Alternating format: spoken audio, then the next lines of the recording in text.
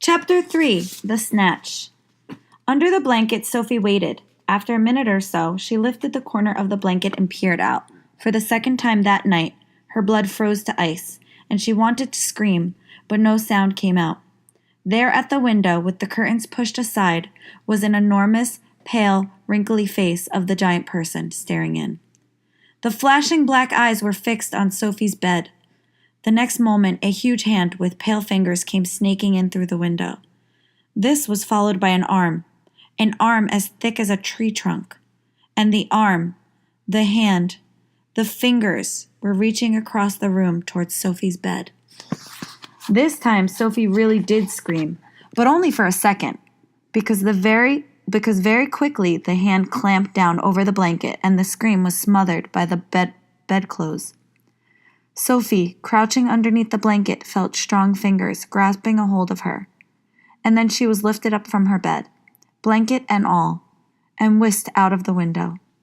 If you can think of anything more terrifying than that happening to you in the middle of the night, then let's hear about it. The awful thing was that Sophie knew exactly what was going on, although she couldn't see it happening. She knew that a monster, or giant, with enormous long pale wrinkly face and dangerous eyes had plucked her from her bed in the middle of the witching hour and was carrying her out through the window, smothered in a blanket. What actually happened was this.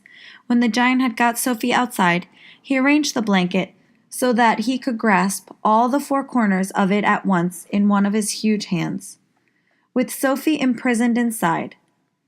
In the other hand, he seized the suitcase and a long trumpet, the trumpet thing, and off he ran. Sophie, by squirming around inside the blanket, managed to push the top of her head through the little gap just below the giant's hand. She stared around her. She saw the village of houses rushing by on both sides.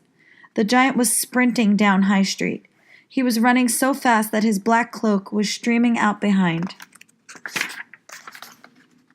him, like the wings of a bird.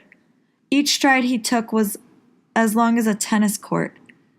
Out of the village he ran, and soon they were racing across the moonlit fields. The hedges dividing the fields were no problem to the giant. He simply strode over them. A wide river appeared in his path. He crossed it in one flying stride. Sophie crouched in the blanket, peering out. She was being bumped against the giant's leg like a sack of potatoes. Over the fields and hedges and rivers they went, and after a while a frightening thought came into Sophie's head.